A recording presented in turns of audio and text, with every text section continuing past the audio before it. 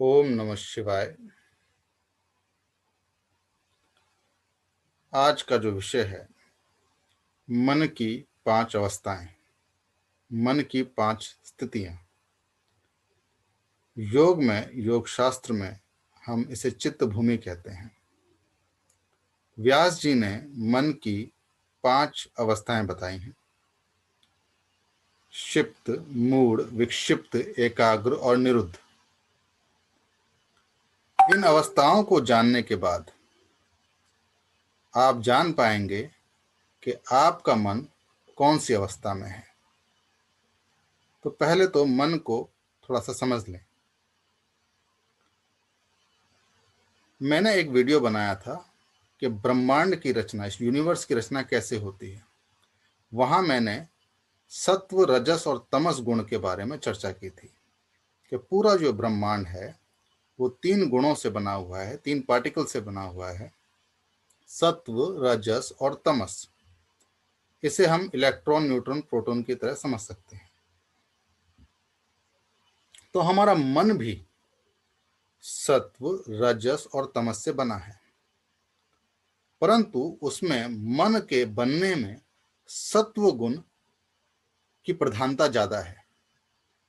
समझने के लिए समझ लें कि मान लीजिए कि मन जब बना तो उसमें 60% सत्व गुण है और आपका बाकी जो 20-20% है वो रजस और तमस गुण है।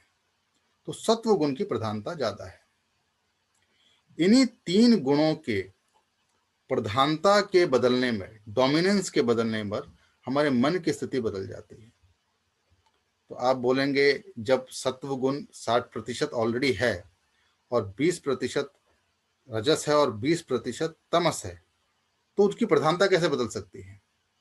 इसको ऐसे समझ लें, जैसे कि एक इंसान के अंदर काम, क्रोध, मोह, लोभ, अहंकार, ईर्ष्या सब कुछ है, मुझ में भी है। और जब मैं आपको पढ़ा रहा हूं, क्या मैं इस समय क्रोधित हूं? नहीं हूं। लेकिन जब मुझे किसी भी प्रकार का क्रोध आ जाता है तो उस समय मेरी मानसिक स्थिति कैसी होती है? क्रोधित। जब किसी को देखकर मैं ईर्ष्यालु हो जाता हूं, कोई व्यक्ति ईर्ष्यालु हो जाता है तो उसे क्या कहेंगे? ईर्ष्या करने वाला व्यक्ति है। और जब ऐसे ही समाज में इस गुण में से किसी एक गुण की प्रधानता किसी सामाजिक व्यक्ति को दिखती है, तब वो कहता है कि ये तो ईर्ष्यालु है, ये तो क्रोधित व्यक्ति है। ठीक है ना? इसी तरह से तमस और रजस भी बढ़ जाता है, तब मन की स्थितियां बदलती हैं। इसको एक और उदाहरण लें। प्रतिशत उतना ही है लेकिन डोमिनेंस बढ़ जाता है। जैसे कि एक बहुत ही अच्छी कॉलोनी है, उसमें बहुत ही सभ्य लोग रहते हैं, धार्मिक लोग रहते हैं, और उसके अंदर कुछ लोग अधार्मिक आ जाएं, गुंडा प्रवृत्ति के लोग आ जाएं, बदमाश प्रवृत्ति के लोग आ जाएं, तो वो बदमाश प्रवृत्ति के लोग उस पूरी कॉलोनी में डोमिनेंस कर जाते हैं और बाहर की कॉलोनी के लोग कहेंगे कि वो कॉलोनी तो रहने लायक नहीं है।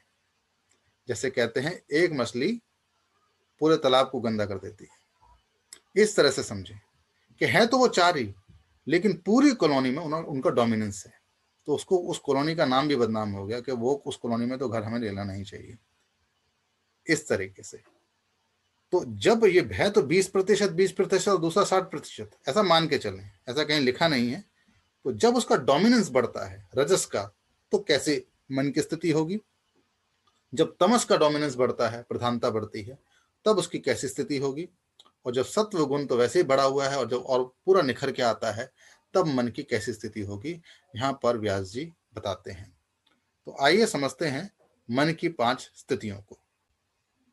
तो चित्त की भूमि, मन की 5 अवस्थाएं। तो पहली अवस्था जो है वो है क्षिप्त।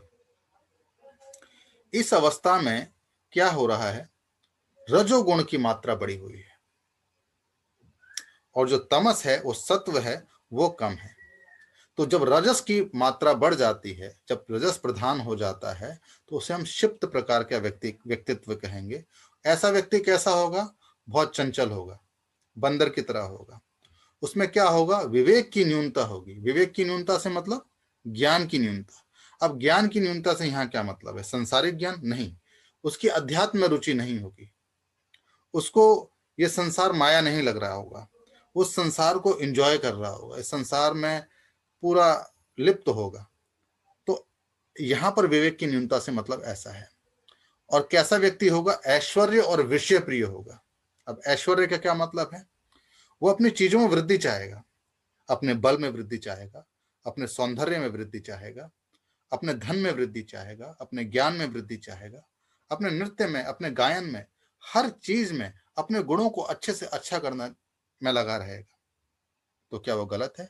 नहीं, संसार के दृष्टिकोण से तो सही है, अच्छा कर रहा है वो। लेकिन हम यहाँ पर संसारिक और आध्यात्मिक दृष्टिकोण की बात करते हुए चलेंगे। तो क्षिप्त प्रकार के व्यक्ति ऐश्वर्य प्रिय और विषय प्रिय। और विषय प्रिय से क्या मतलब है, विषय प्रिय से मतलब है वह अपनी ज्ञान इंद्रिय यानी हमारे सेंसरी ऑर्गन से पूरा रस लेगा।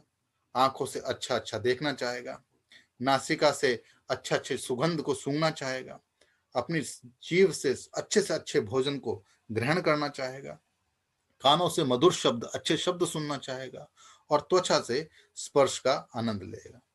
तो क्षिप्त प्रकार का व्यक्ति कैसा है, चंचल है।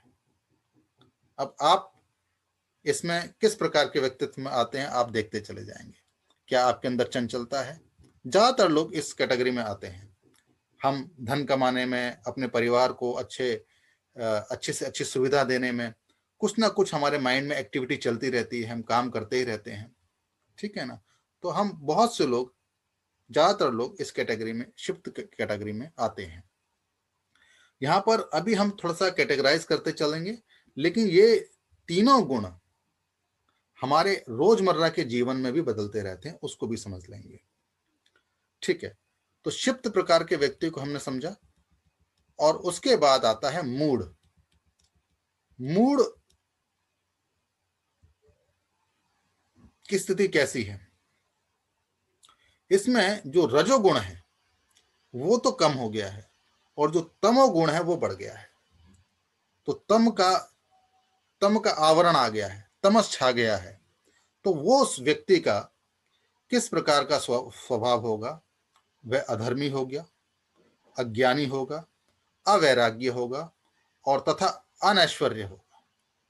यानी कि वो धार्मिक तो नहीं होगा, अधर्म की तरफ जाएगा, अज्ञान की तरफ जाएगा, ज्ञान भी नहीं होगा। और वैराग्य, जैसे चीजों से वैराग्य होता है ना, वैराग्य इंसान कहते हैं जिससे कि वैराग्य प्राप्त हो गया है, मुझे मुझे धन में रस नहीं है, मुझे और चीजों में रस नहीं है, तो वो बिल्कुल अवैराग्य होगा। हाँ, क्षिप्त वाला भी ऐसी प्रकार का है, लेकिन ये बहुत ज्यादा उसकी कंपेरेटिवली। और अनैश्वर्य, अब देखो यहां पर अंतर है क्षिप्त और विक्षिप्त मूड में। वो ऐश्वर्य प्रिय था, वो अपने धन में वृद्धि, बल में वृद्धि, सुंदरता में वृद्धि, ये सारी वृद्धियां चाह रहा था। लेकिन ये नहीं चाह रहा, ये नहीं चाह रहा। क्यों नहीं चाह रहा? क्योंकि इसके अंदर आलस्य है, तमस का आवरण है। विषयों को भोगना तो चाहता है, लेकिन उसके लिए कुछ करना नहीं चाहता। इसीलिए बोलता है ठीक है, जो है सो है, मुझे क्या करना है। आलस उसमें हमेशा रहेगा, कुछ कार्य करेगा नहीं। और जो थोड़ा बहुत विषयों को भोगना चाहता है, वो इसलिए भी नहीं भोगता कि क्योंकि उसके लिए मेहनत करनी पड़ती है। वैसे मन में इच्छा है, क्रोधित होगा, मोह में लिप्त होगा, लोभ में होगा, द्वेष में होगा, क्रोध, काम, क्रोध, मोह, लोभ पूरा भरा हुआ होगा उसके अंदर। तो क्या क्षिप्त में नहीं होगा? क्षिप्त में भी है, अब उसको समझना थोड़ा सा। लेकिन मूड में तो पूरा का पूरा दिख रहा है, वो पूरा का पूरा डूबा हुआ है इनसे। कैसे, थोड़ा सा इसको समझने की कोशिश करते हैं। कि जब आदमी को, किसी को बहुत टेंशन होता है, किसी को बहुत डिप्रेशन हो जाता है, कोई जीवन में घटना घट जाती है, तो ये भावनाएं बहुत बढ़ जाती हैं। आपने फिल्मों में भी देखा होगा, उसमें कहते हैं कि इनको जरा बाहर घुमाने के लिए ले जाओ, इनको समाज में लगाए रखो, ताकि वो वैसे विचार मन में ना आए। कौन से विचार होते हैं? भावनात्मक विचार होते हैं, ऐसे ही तो विचार होते हैं। इसी प्रकार के थॉट्स आते हैं, क्रोध के, ईर्ष्या के, जलन के, ऐसे ही थॉट्स आते हैं ना। अब क्षिप्त वाला तो ऑलरेडी ही लगा हुआ है समाज में, धन को कमाने में, इन सब चीजों को कमाने में, उसके अंदर भी है, लेकिन उसका मन तो पूरा भयमुखी हो रखा है। और ये मूड वाला तो आलसी है, कुछ और करता ही नहीं है। तो इस तरह की भावना इसमें बहुत तीव्र गति से कार्य करती है, और इन भावनाओं को कभी कभी पूरा करने के लिए वो अधर्म भी करता है। अधर्मी तो है ही वो, ठीक है। अब ऐसा व्यक्ति क्या होता है, ऐश्वर्य नहीं प्राप्त करता, विषय प्रिय नहीं होता ज्यादा, और वो ऐसा नहीं चाहेगा मैं सुंदर वस्त्र पहनूं, मकान अच्छा अच्छा बनाऊं, घर में ऐसी ऐसी चीजें इकट्ठी करूं, इस तरह की चीजें चाहेगा भी तो कार्य करेगा नहीं उसके लिए। वैसे तो चाहेगा नहीं, क्योंकि उसके लिए मेहनत करनी पड़ेगी, कुछ ना कुछ कार्य करना पड़ेगा, वो नहीं करेगा। तो संसार को ऐसा व्यक्ति कैसा लगेगा, अरे ये तो बड़ा वैरागी है, ये तो योगी है, ये तो संसार में लिप्त ही नहीं है, ये तो कुछ भी करता नहीं, जैसा मकान है ठीक है, ऐसा है जैसा है वैसा ही है, ठीक है। लेकिन ऐसा नहीं है, वो तो सिर्फ तमोगुण के कारण उसकी जो मानसिक एक्टिविटी है वो कम हो गई है, वो रासिक प्रवृत्ति का नहीं है, ठीक है ना। इस तरह का वो व्यक्ति होगा, और ये आलसी होगा, छल कपट करेगा, झूठ भी बोलेगा, अधर्म के रास्ते पे भी जाएगा, ठीक है। कभी आप इस्कॉन टेम्पल जाते हो तो वहां पर जाना, उसकी एक प्रदर्शनी है, दिल्ली में तो है, उसमें रजस, तमस और सत्व तीनों की बड़ी सुंदर तरीके से व्याख्यान किया है, और वहां पर मूर्तियां भी बनाई हुई हैं। उधर लाइट जाती है कि रासिक प्रवृत्ति का कैसा व्यक्ति होगा, तामसिक प्रवृत्ति का कैसा व्यक्ति होगा, वो शराब पिएगा, मुर्दा रहेगा, ड्रग्स लेगा, ये सारी चीजें भी करता है, उस सब में लिप्त रहेगा, ठीक है ना, उसमें दिखाया गया, और सात्विक प्रवृत्ति का कैसा व्यक्ति रहेगा। लेकिन अभी इसको अभी ऐसा मत समझ लेना कि मैं ऐसा इस प्रकार का व्यक्ति हूँ, उस प्रकार का व्यक्ति हूँ। ये तीनों स्थितियां, सात्विक, राजस, तामसिक, ये हमारे जीवन में बदलती रहती है, मैं आगे समझाऊंगा। तो क्षिप्त हो गया, क्षिप्त वाला कैसा था, चंचल था, और मूड वाला कैसा है, आलसी है। और इसके बाद आता है विक्षिप्त भूमि। इसमें क्या है, रजस और तमस कम हो जाता है, और सत्व तो पहले ही ज्यादा था, वो दिखने लगता है, वो दिखने लगता है इसके अंदर। तो ऐसा व्यक्ति कैसा होता है, वो धर्म के मार्ग पर चलता है, ज्ञान के मार्ग पर चलता है, वैराग्य भी करता है, और ऐश्वर्य तो चाहता है, धन में वृद्धि, अच्छे से अच्छा दिखने में वृद्धि, अच्छे स्वास्थ्य में वृद्धि, नृत्य में वृद्धि, गायन में वृद्धि, जो भी उसके लिए वो वृद्धि तो चाहेगा, लेकिन उतना उतना चाहेगा कि जिससे वो एक अपना अच्छा जीवन व्यतीत कर सके, ऐसा वो चाहेगा। ऐसा नहीं कि उसके पीछे पड़ा रहेगा, धार्मिक कार्य भी करेगा, अपने ज्ञान को बढ़ाना भी चाहेगा, और वैराग्य को भी प्राप्त करना चाहेगा। क्यों? क्योंकि उसको ज्ञान है कि ये तो माया है, यहाँ थोड़ा थोड़ा उसको पता लगने लगा ये तो माया जाल है, इससे मुझे निकलना है, तो थोड़ी थोड़ी कोशिश करता रहेगा। आप लोग भी तो करते हो बीच बीच में, आपको लगता है कि संसार में तो दुख है जब, और फिर कोशिश करते हो, कोशिश पूरी नहीं हो पाती है, तो फिर वो विक्षिप्त से फिर वो मूड में चले जाते हो, कभी क्षिप्त में चले जाते हो। तो जैसा मैं पहले बता रहा था, ये तीनों स्थितियां बदलती रहती हैं, क्षिप्त, मूड, विक्षिप्त की। तो विक्षिप्त अवस्था में व्यक्ति धर्म, ज्ञान, वैराग्य, ऐश्वर्य प्रवृत्ति का होगा, अपनी चीजें तो बढ़ाना चाहेगा, लेकिन धर्म में रुचि रखेगा, उसके लिए मेहनत करेगा, उसके लिए कष्ट सहन करेगा, उसको आगे बढ़ने के लिए, ज्ञान को बढ़ाने के लिए। गलत ढंग से कोई भी चीज कमाना नहीं चाहेगा, गलत ढंग से कोई भी कार्य नहीं करेगा, अपनी आध्यात्मिक उन्नति के लिए प्रयास करेगा। लेकिन अब इसमें भी स्थितियां अलग अलग हैं, इसमें भी कई बार स्टेजेस अलग अलग हो जाती हैं। अभी देखिए, मैं जो बैठा हुआ हूं अभी, मेरे अंदर रजस, तमस और सत्व तीनों हैं। अभी मैं आपसे जो बात कर रहा हूं, ज्ञान की बात कर रहा हूं, तो सत्व गुण मेरे अंदर अभी ज्यादा है। जब मैं सोने के जाऊंगा तब मेरा तमस गुण बहुत अधिक होगा, तभी तमस गुण की वजह से तो मुझे नींद आएगी। और जब मैं कोई एक्टिविटी करता हूँ, गाड़ी चलाता हूँ, क्लासेस लेता हूँ, योगा करता हूँ, एक्सरसाइज करता हूँ, तो रास्ते गुण उस समय बढ़ा हुआ होता है। तो ये तीनों गुण हमारे रोजमर्रा की जिंदगी में कार्य करते ही करते हैं, लेकिन इनमें से भी जब पूरे दिनचर्या में हमारा व्यक्तित्व किस प्रकार का है, जब समाज में दिखता है, तब हम उस आधार पर कहते हैं ये तो रासिक प्रवृत्ति का है, ये तो तामसिक प्रवृत्ति का है, ये तो सात्विक प्रवृत्ति का है। लेकिन तीनों गुण रोजमर्रा के जीवन में परिवर्तन करते रहते हैं। विक्षिप्त जो अवस्था है, ये तीसरी जो अवस्था है, वो बहुत ऊंची अवस्था है, बहुत अच्छी अवस्था है। अब इसको आपके जीवन से घटा के देखते हैं। कभी हमारे क्लोज रिलेटिव की कभी डेथ हो जाती है, शमशान जाते हैं, उस समय लगता है अरे ये तो सब बेकार की बातें हैं, ये तो सब खत्म हो जाएगा, और उस समय हमें थोड़ा वैराग्य प्राप्त होता है ये संसार से, नहीं हमें थोड़ा धार्मिक कार्य करना चाहिए, हमें ज्ञान की बात करनी चाहिए, हमें अध्यात्म में जाना चाहिए, हमें ध्यान करना चाहिए, मैं कौन हूँ, ये जो प्रश्न है इसको ढूंढना चाहिए, विक्षिप्त प्रकार का। लेकिन वो थोड़े दिन रहता है, उसके बाद चला जाता है। जितनी देर रहता है आप विक्षिप्त की स्थिति में रहते हो, सत्वगुण बढ़ा हुआ होता है, उसके बाद संसार में फिर लिप्त हो जाते हो।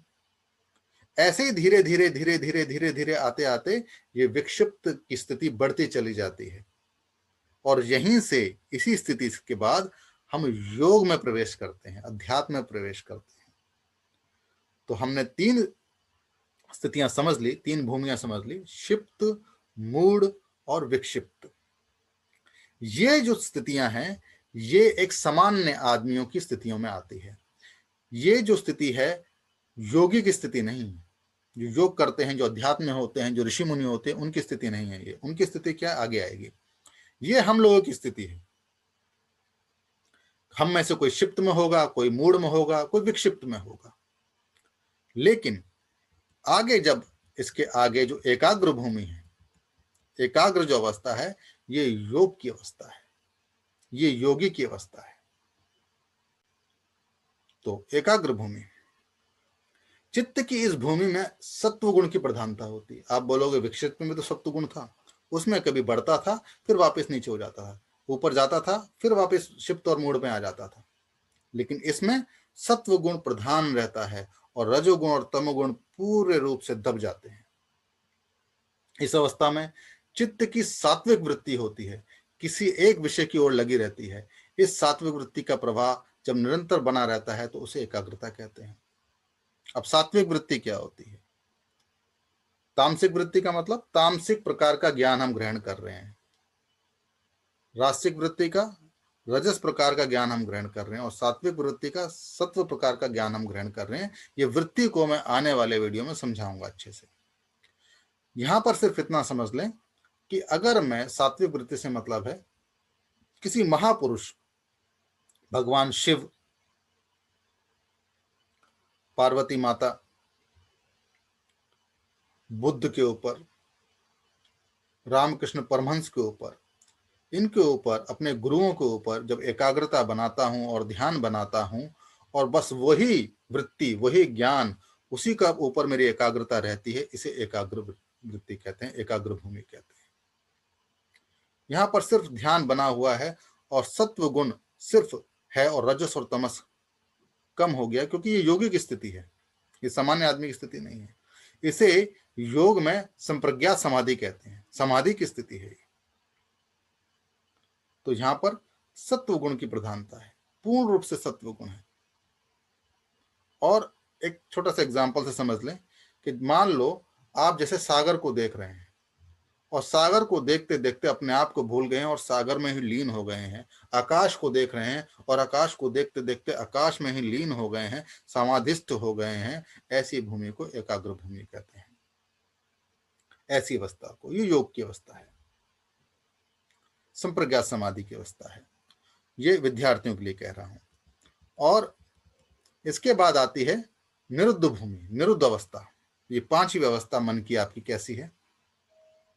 चित्त की इस भूमि में तमोगुण और रजोगुण के साथ साथ सत्वगुण संबंधी वृत्तियों का भी निरोध हो चुका है।